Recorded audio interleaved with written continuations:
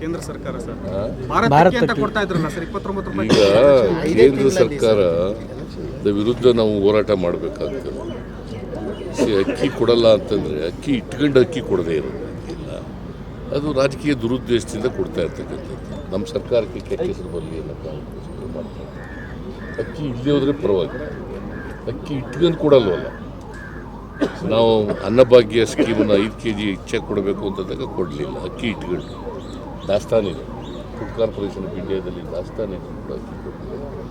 So ಅವರು ಭಾಳ ಸ್ಪಷ್ಟವಾಗಿ ಗೊತ್ತಾಗ್ತದೆ, ಕೇಂದ್ರ ಸರ್ಕಾರ ಬಡವರ ಪರವಾಗಿಲ್ಲ, ದಲಿತರ ಪರವಾಗಿಲ್ಲ, ಹಿಂದುಳಿದವ್ರ ಪರವಾಗಿಲ್ಲ, ಎಲ್ಲ ಜಾತಿಯವರು ಬಡವರಿದ್ದಾರೆ, ಅವ್ರಿಗೆಲ್ಲ ನಾವು ಅಕ್ಕಿ ಕೊಡ್ತೀವಿ ಅಂತಂದರೆ ಕೊಡಲಿಲ್ಲ. ನಾವು ಅದಕ್ಕೋಸ್ಕರ ಹಣ ಕೊಡಬೇಕಾದಂಥ ಪರಿಸ್ಥಿತಿ ನಿರ್ಮಾಣ ಆಯಿತು. ಗೊತ್ತಾಯ್ತಾ? ಈಗ ಕೇಂದ್ರ ಸರ್ಕಾರದವರು ಉದ್ದೇಶಪೂರ್ವಕವಾಗಿ ನಮಗೆ ಅಕ್ಕಿಯನ್ನು ಕೊಡ್ತಾ ಇಲ್ಲ. ಭಾರತ್ ಅಕ್ಕಿ ಅಂತ ಒಂದು ಜಾರಿ ಮಾಡಿದ್ರು. ಚುನಾವಣೆಗೂ ಪೂರ್ವದಲ್ಲಿ ಭಾರತ್ ಅಕ್ಕಿಯನ್ನು ಕೊಡ್ತೀವಿ ಅಂತ 29 ರೂಪಾಯಿ ಕೊಡ್ತಾ ಇದ್ರು.